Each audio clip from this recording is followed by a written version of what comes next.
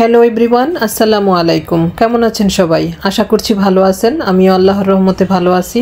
তো আমি আজকে যে রেসিপিটি নিয়ে আসছি সেটার নাম কি দিব আসলে বলতে পারতেছি না। আমি ফেসবুকে এক আপুর রেসিপি দেখে আমি এই রেসিপিটি করেছিলাম। আপু ভাপা পিঠা বানিয়েছিল, কিন্তু আমি এটা কি বানিয়েছি আসলে আমি নিজেও জানি না। আপনারা কিছু একটা নাম দিয়ে দিয়েন। তো আমি প্রথমে সুজি নিয়েছি, তারপর দিয়ে দিলাম পরিমাণ মতো লবণ, তারপর একটু দিয়ে দিলাম চিনি হালকা মিষ্টি করার জন্য এটা, আর দিয়ে দিলাম সোডা, খাবার সোডা। এটা শুকনো উপকরণগুলিকে ভালো করে মিক্সড করে আমি আগে থেকে জাল করে রাখা ঘন দুধ দিয়ে দিলাম। আমি কয়েক ধাপে দিব ঘন দুধটা। তো এইভাবে নেড়ে চেড়ে ভালো করে মিক্সড করে এরপর আবারও দুধ দিয়ে দিলাম। তো একটা ব্যাটার তৈরি করব। ব্যাটারটা দেখে আপনাদের বুঝে নিতে হবে কীরকম হবে পাতলা। তো আমি কয়েকবার দুধটা দিয়ে ভালো করে মিক্সড করে তারপর আমি ব্যাটারটাকে 1 ঘন্টার মতো রেস্টে রেখে দিব। আর এর মধ্যে দেখিয়ে দিলাম আমি পরবর্তী উপকরণগুলি। আমি নারকেল কুড়িয়ে নিয়েছি আর খেজুরের গুড়টাকেও কুড়িয়ে নিয়েছি। তারপর আমি তো 1 ঘন্টা পরে দেখলাম ব্যাটারটা একটু ঘন হয়ে গেছে, তখন আরও একটু দুধ দিয়ে পাতলা করে নিলাম।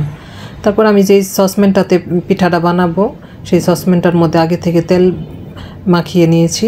তারপর এই তো ব্যাটারটা সব দিকে দিয়ে একদম ভালো করে চারিদিকে ভালো করে দিয়ে মসৃণ করে নিব।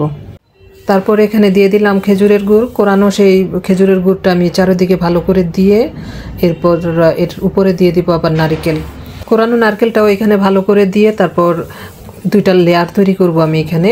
তো এই প্রথম লেয়ারের এই কাজটা আমি এইভাবে করেছি। দ্বিতীয় লেয়ারটাও আমি এভাবে করব। প্রথমে সুজির ব্যাটারটা দিব, তারপর খেজুরের গুড় দিব, কোরানো সেই খেজুরের গুড়, তারপর দিয়ে দিব আবার নারকেল, কোরানো নারকেল। তো এই তো এখন আমি সুজির ব্যাটারটা দিয়ে দিচ্ছি। সুজির ব্যাটারটা যখন দিতেছি তখন নিজেকে রাজমিস্ত্রি ফিল হইতেছে। তো যাই হোক, মজা করে নিলাম। তারপর এই তো সুজির ব্যাটার দেওয়া কমপ্লিট। তারপর দিয়ে দিলাম গুড়, তারপর দিয়ে দিব নারকেল। এভাবে লেয়ারটা আমি কমপ্লিট করব। লেয়ারটা যখন কমপ্লিট তখন সুজি দিয়ে আবার ঢেকে দিলাম। ঢেকে দিয়ে তারপর উপরে একটু নারকেল এবং আরও কিছুটা গুড় দিয়ে দিলাম। এটা সুন্দরের জন্য দিয়েছি, দেখতে সুন্দর লাগতেছিল। আপুরটা কিভাবে ভাপা পিঠা হলো আমি আসলে বুঝতে পারলাম না। আমারটা তো ভাপা পিঠা হয় নাই, এটা কি পিঠা হয়েছে আমি নিজেও জানি না। তো যাই হোক, আমারটা ভাপা পিঠা না হইলেও খুব মজার একটা পিঠা হয়েছে। খুবই মজার একটা পিঠা ছিল।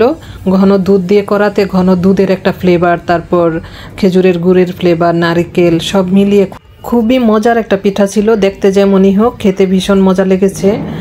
আমি পিঠাটা যখন একটা প্লেটে ঢেলেছিলাম সসপ্যান থেকে, তখন একটা লেয়ার সসপ্যানেই লেগেছিল। পরে চামচ দিয়ে আমি তুলে এটা পিঠার উপরে বসিয়ে দেই। তারপর চামচ দিয়ে কেটে আমি দেখিয়ে দিলাম কেমন হয়েছে ভিতরটা। আমার পিঠাটা বানাতে কি সমস্যা ছিল একটু কমেন্ট করে সবাই বলে দিয়েন যারা জানেন পিঠাটা বানাতে।